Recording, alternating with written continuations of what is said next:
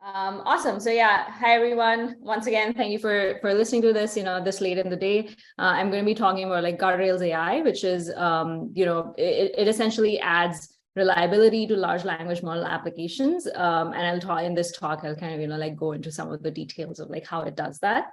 But essentially, what's missing from the stack that we're all using today? LLMs generally are awesome. They're really amazing at writing text, and they're also like really, really wonderful, like general purpose reasoning agents. They have, really robust world models, but they're also very brittle. It's very unreliable, like when they're going to work, when they're not going to work. And as a consequence of that, it's pretty hard to take something that's a demo and, put it into a production where you need like 100% reliability all of the time, So as I'm sure a lot of you guys have seen this in the past and are probably seeing this like even right now as you're kind of like working on the hackathon. But some issues that we see with developing LLM apps is that the app generally works while we're prototyping, but essentially it's pretty flaky once it starts running in production. It works some of the times, doesn't work some of the times, etc. Also, getting correct outputs from LLMs, and correct means different things for different people and different applications, but getting those correct outputs always is pretty hard. And some of those issues that we see are like hallucinations, falsehoods. If the output of a large language model needs to feed downstream to a system, like if you're calling any other API, or using any other tool, etc., getting that API correct, is generally pretty hard. And then, I'm sorry, give me a second. I'm just going to move this like doc thing that is, yeah. And then the only tool that is available to LLM developers is, the prompt. So if you are running into some of these quality issues, the only thing you can really do, to get around those quality issues is like tweak the prompt and everything. And like that's not really sufficient, right? Cool. So in general, this is, a general problem whenever a stochastic system needs to feed into a deterministic system. Like stochastic system, like any machine learning model can be like pretty powerful and everything, but is never, it's never going to work 100% of the time. And on top of that, especially if you're kind of like feeding this downstream into a, deterministic system, like any software system typically is, that typically has these requirements of like 100% uptime and everything, right? So I'd seen this a lot in my past. I used to work in self-driving for 3 years. I did machine learning in self-driving, and I was a computer vision engineer who was training the models that would run on the cars, etc. And often like perception, which is the ML computer vision model team, like perception works maybe like 95% of the time, but it doesn't work 100% of the time, right? But if you're making these cars, you need to make sure that even when perception fails to detect a pedestrian or something, you still need to brake for that pedestrian. You can't like just run it over, run somebody over, just because like perception failed to do its job. So this boundary typically, between these two systems like tends to be brittle and tends to be hard to manage.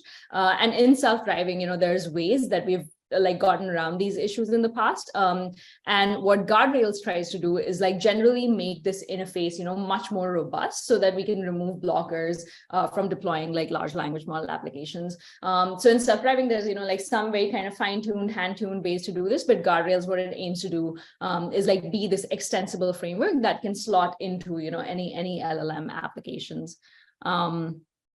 All right, so what really is Guardrails?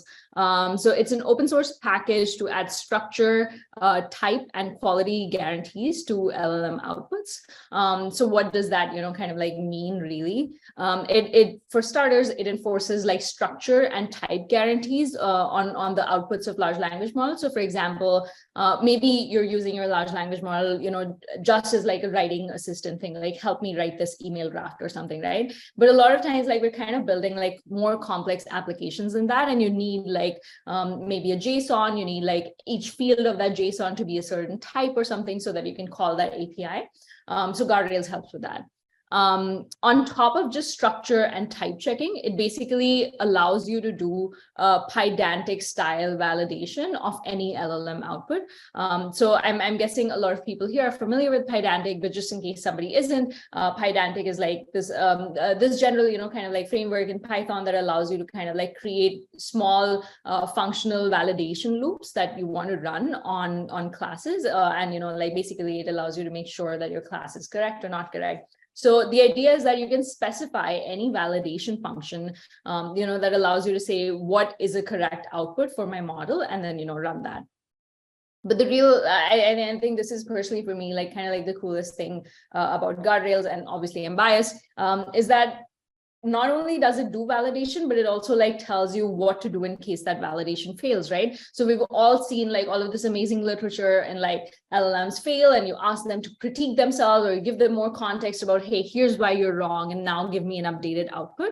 And more often than not, the LLM, if it has the ability, will get you that correct output. So Guardrails is a framework that totally allows you to handle like if validation fails, do you want to re-ask? Do you want to like filter those values? Do you want to maybe bring a human in and get them to look at it, etc. If you are re-asking, you need to create a new prompt and feed it back and like revalidate it, etc. So Guardrails kind of like manages all of that. Cool. So how does it work under the hood? So kind of at the heart of Guardrails is this Rail specification. Rail is a domain-specific language, which basically stands, it's a flavor of XML, which basically stands for Reliable AI Markup Language. And this is, kind of like a sample of what it looks like. So on a high level, like what Rail allows you to do is specify output structure. So I hope you can kind of see, okay, I hope you can kind of see the top half of that image that I pasted there is, the output structure. And you can say, like, let's say you want to generate, a JSON structure with two fields. One is about, a bank run like explanation, and then one is about, a follow-up URL to kind of like read more. So you can say what the JSON structure is that you want. You can say what each type of the structure is. If you want to inject, some prompt or some additional context, etc., you can do that. But most importantly, if you look at like the format fields here, within the JSON structure, you can kind of see like here I have like length, should be between 200 and 280. And, if you're returning a URL, that should be a valid URL, etc. So you can really specify that for each field, what is the correctness guarantee for, like this field to be useful to me, right? Like not just, okay, here's a prompt, do whatever you want, but like it's a way for you to specify like post hoc, like what test do you want to run to make sure that this is correct.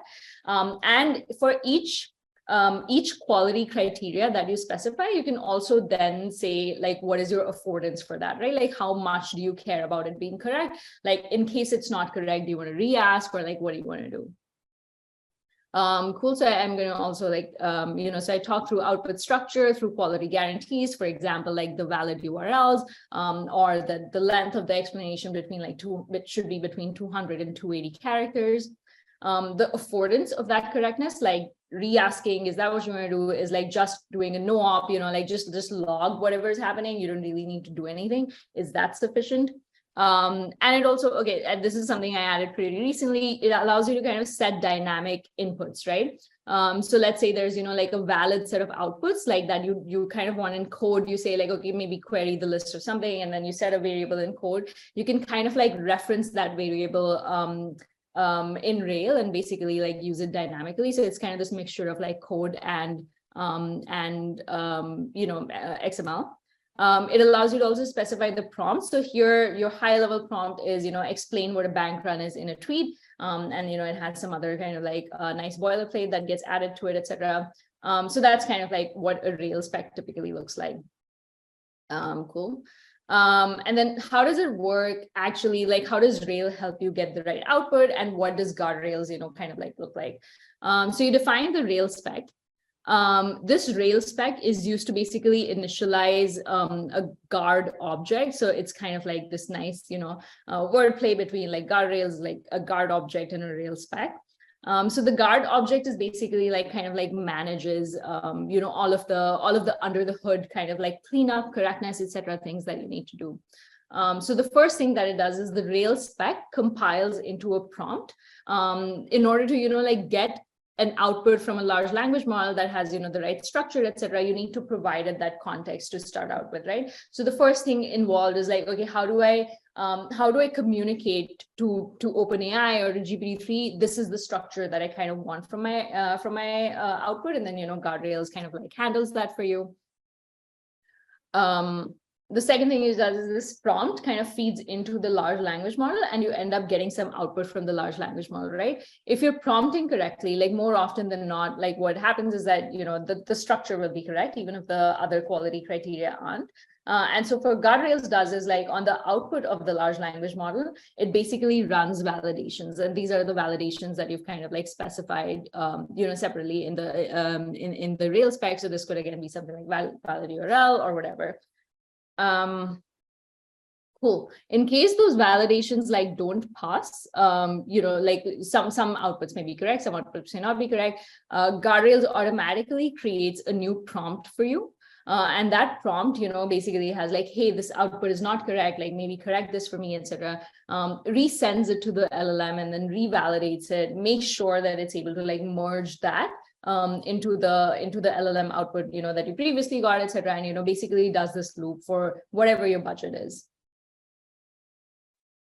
Cool. So here's an example of what a Guardrails prompt actually compiles into. So staying with the example of, creating tweets about bank runs that I'd shown earlier, you can kind of see that like the schema that you'd specified gets compiled into something that the large language model can use, and automatically, like gets passed, like this is the thing that'll actually be sent to the LLM that for the output that it generates.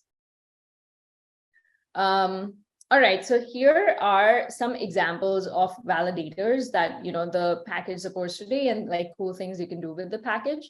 I'm going to give like maybe, for anybody's, who's like looking at the presentation, I'm basically going to give you a second to like maybe look through that and get an idea before I kind of like move on.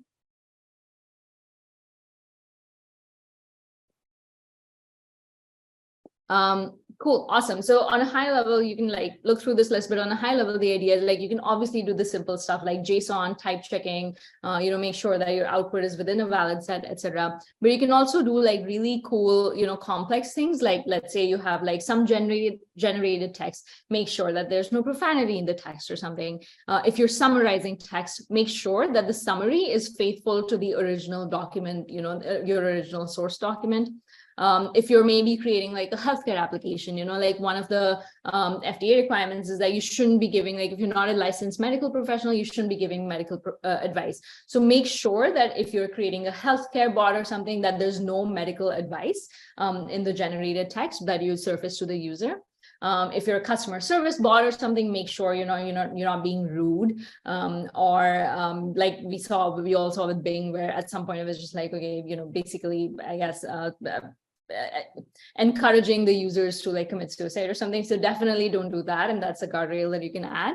But even things like if you're generating code or something, or if you're working on code gen or text to SQL problems, make sure that that SQL is executable. It is valid, it works for your database or your schema or whatever. Or another one is like, and I'll show an example of this, like somebody created an app for this using Guardrails. Like if you're generating diffs, make sure those diffs are, valid diffs. What can Guardrails not help with? And there's something that, just this weekend, somebody was testing this out and I kind of had to explain this to them. So if your model, if the large language model that you're using does not have the ability to do something, Guardrails isn't going to be able to, like give it that ability. So for example, like some models are, not good at structured text or at structured outputs, or not good at code, etc. So Guardrails isn't going to be able to like make them code. What it does do is like, if that model generally has this ability, it would basically make sure that that ability is like always like, you can build a production app on it, like it'll always kind of like run reliably, and it'll like re-ask or prompt or whatever, or give you like a wide set of tools about like what to do in case, like that output doesn't conform to your expectations. All right, with that, we're going to move over to demos. So I have like 2 demos prepared here. I am going to stop sharing my presentation deck and move over to like VS Code. And I might need another verbal thumbs up to kind of make sure that, you can see my screen. All right, so cool. I saw the Deepanshu in chat saying yes. All right, okay, awesome. So I'm going to proceed. So in this demo, what I'm going to be showing is like how Guardrails kind of works with Pydantic. So let's say if you have a Pydantic model, right, for your application, and you want to make sure that the LLM generates outputs that are valid for your Pydantic application, here's how you can do that. So this is, a notebook where I'm basically going to be talking about this like person Pydantic model. So let's say you have a person-based model, and there's like 3 attributes for this person: name, age, and zip code. And, you want the LLM to basically generate like, person classes that are valid for some quality criteria. So there's also like doc strings associated with each thing. So name, age, zip code, you basically say kind of like what this is, etc. You also register some validators for each of these. So for example, like age must be between 0 and 150, makes sense. Zip code must be numeric, makes sense. I think this is another one. Zip code must be in California, and for some perverse reason, because we in Bay Area like hate Beverly Hills or something, not really, but whatever, the zip code must not be Beverly Hills. I think this is basically because like a lot of the data that this LLM is trained on, I think like 90210 is the canonical California zip code, and we basically wanted to want to give it like some artificially hard task that it fails on, just for the purposes of this demo. So these are the validation criteria that we kind of care about. So we create this Pydantic model, and then all we need to do is basically create a Rails spec. So this is what a Rails spec kind of looks like in practice. You basically say what your output is. So here the output is a list of 3 people, where each person basically is a valid person given this Pydantic model. So, you can say like, okay, here's a list, and then each item in a list should be like this Pydantic model. You can refer to it as like model equals person. And because for some reason we care about like getting valid outputs, we say that in case the output that I get from the LLM is not valid, is not a Pydantic, the Pydantic validation fails, like re-ask and make sure that you're getting the right output. Cool. And this is the prompt, like basically generate data for possible users in accordance with the specification below. So we sorry about that. We initialize this prompt, and we initialize this Rails spec and basically feed this Rails spec into a guard object like gd.guard.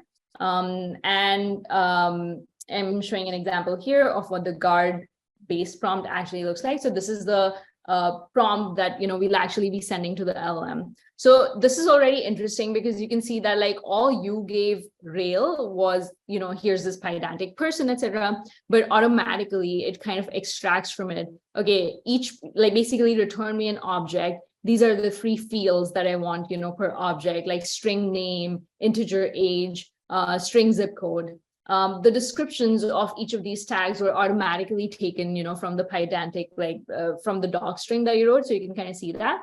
And then the other cool thing about it is you can also kind of like get like what the validation criteria is. So for example, for zip code, our validation criteria was that the zip code must be numeric and the zip code must be in California. So this is automatically extracted, and we can kind of see that here. So this is, provided as additional context to the large language model to basically, give it the right output. Cool. So once you create this guard object, all you need to do really is, instead of calling like OpenAI directly, call OpenAI wrapped within this guard object. So you can kind of see here that like I'm going to be making my OpenAI call here, and hopefully my internet is, not terrible right now, and this will work. But under the hood, what this is doing is like all of that re-asking loop and everything, like Guardrails is already managing all of that. So once you actually get the output, you can kind of see here that I get like 3 people, and none of my zip codes are, like California. All of my zip codes are California zip codes, and none of them is a Beverly Hills zip code. So this was, this was kind of opaque. Like Guardrails did a bunch of stuff there under the hood, but you didn't quite see it. So just for the purposes of like this demo, I'm basically going to be stepping through this, step by step. You don't actually have to do this if you're using Guardrails. Like it's a one-shot thing for you as a developer, where you just, kind of wrap your OpenAI call and like get the right output and everything. But like, for the purpose of this demo, I want to kind of like maybe talk through what it does under the hood. So I'm going to be doing that. So let's see. So here, basically, I create this like step through function where essentially I like step through my OpenAI API and, call, oops, sorry about that. I'm going to have to reset. I think I was like testing out this demo before I started. Yeah, so let me do this. So I just reset my runner so that, my previous cache stuff wasn't in there. But let's say, okay, we're starting from scratch. We wrap our OpenAI call and we want to get the right output. So this just basically made an OpenAI call under the hood and like validated some output. And then we can kind of like take a look at what the output is here.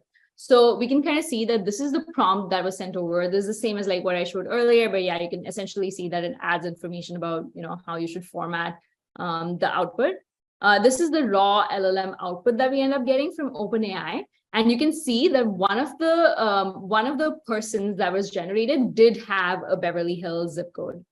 Then what Guardrails does when it like validates that output, it knows that you want to re-ask, like this is the example that I'm basically showing, but you want to re-ask in case validation fails. So here you can say like, okay, this was a re-ask object is created, which basically the incorrect value, the error message that, zip code must not be in Beverly Hills, the fixed value and, the path to this.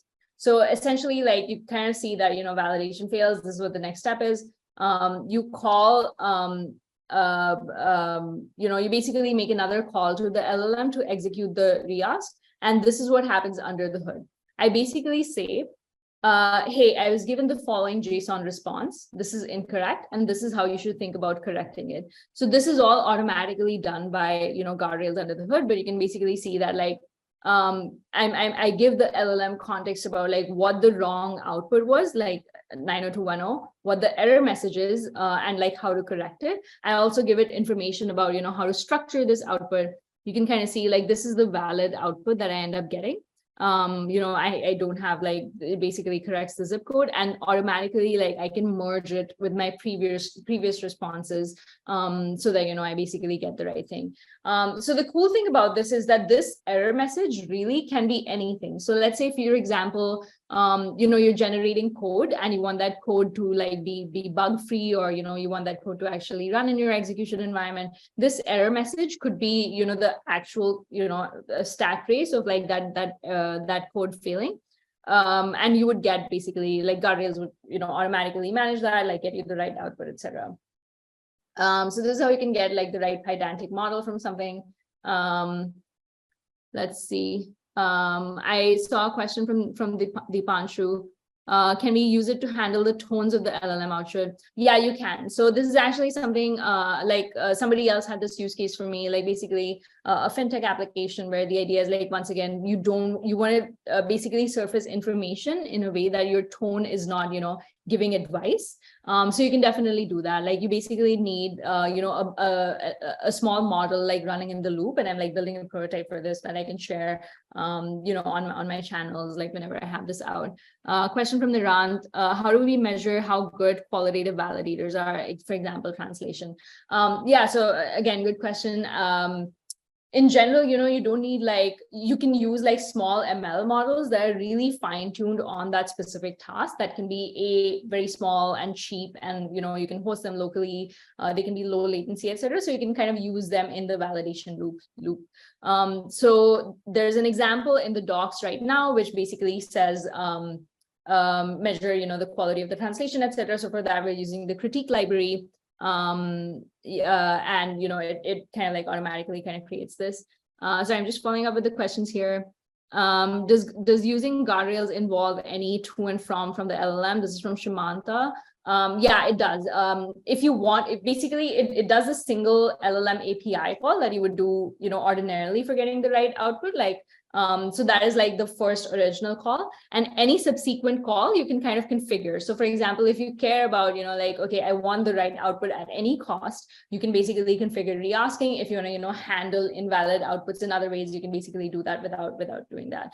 So depending on, your correctness, like how strict your correctness criteria is and how much your budget is, you can basically configure that. have seen LLMs from Dipanshu, have seen LLMs not fully respecting the length related limits. How does Rail enforce this? Yeah, I think this is another good question, basically about like GPT, even like GPT-4, for example, is not very good, when you say like, okay, my LLM output should be like, let's say like 200 characters or something, like always respecting that, like just because it doesn't have the ability to kind of like count characters. So this is like a way, like a good example of something that can be handled like deterministically. So something like this is very easy to do in code. And you can, basically say like, okay, I want to like deterministically fix this rather than like re-asking the large language model whenever something like this happens. Cool. From Dipanshu, thinking too much, maybe, but is there a way to automatically suggest the best validators to put in Rails spec, so we don't have to think a lot of cases and can only add special cases? I think this is a good question. I think so. So somebody was asking me like, can you make me, like a Rail helper, so that like, this is what my use case is always going to be like. I don't want to write the Rails spec. Can you like auto generate for this for me? I think like that can be done, when the domain is a little bit constrained. But really, like, I feel like as an application developer, like, what is the right output for your application, right? Like, I guess like what your users would kind of like be happy with, or what your application kind of expects to get. And so I feel like it is a little bit more, like it's almost like a programming language in that way, where you have to kind of figure out like, okay, this is like what I really want to surface. And like, these are the validators that I can kind of call in order to do that.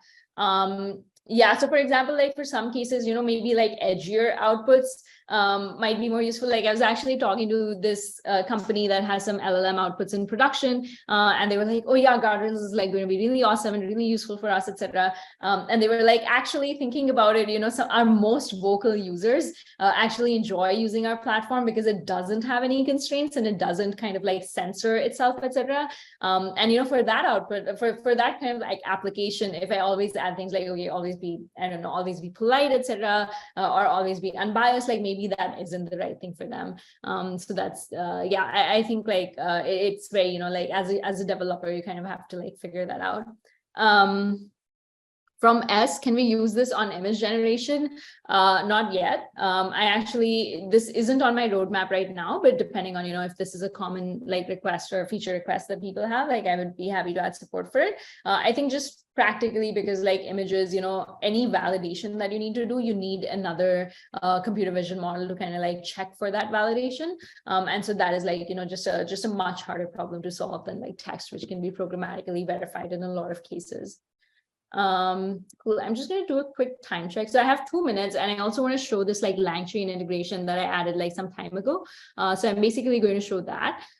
Essentially, how like the integration with LangChain works, that if you are using LangChain for your applications, you can basically use Guardrails to do like output parsing, and it would kind of like work the same way and give you the same like, JSON structure parsing, validation, etc. output like within your LangChain application. So the process will look the same way. So what we're doing here is we have a task where, given the doctor's notes about a patient, we essentially want to extract a dictionary that contains, the patient's information. So here we can basically say that, okay, what is the information we want to extract? The gender of the patient, the age, and the symptoms that the patient is running into. So I created a Rails spec that basically specifies that this is what I kind of want. And from LangChain, you basically import the output parsers module. So Guardrails output parser is something that's available to you. You can import it, and that's how you're going to kind of use it today.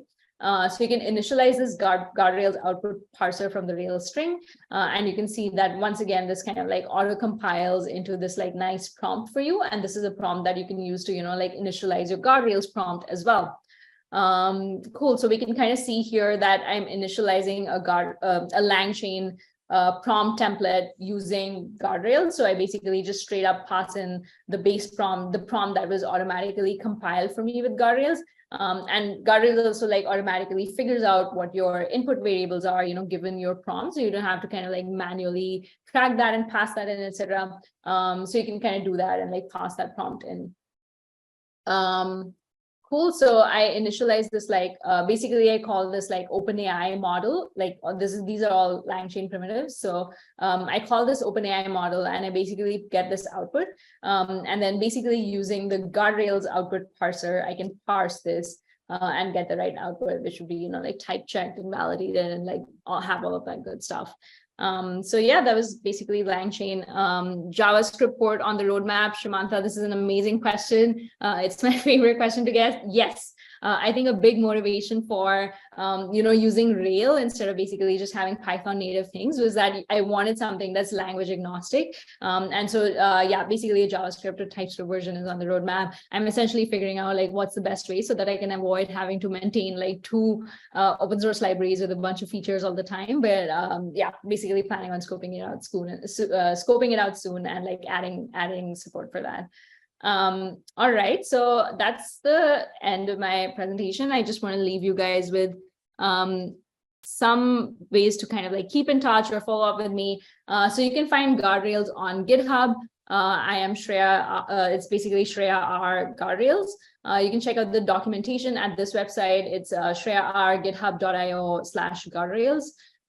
You can keep up with me. I'm going to shill my Twitter here. And I constantly tweet about Guardrails. So if you follow me, it's going to be hard to, miss any new updates to Guardrails, etc. So Shreya R or Guardrails.ai on Twitter. And then here's the Discord link that you can follow along with. Yeah, this was really wonderful. I hope all of you have, a good time at the hackathon. And that's the end of my presentation. Thank you.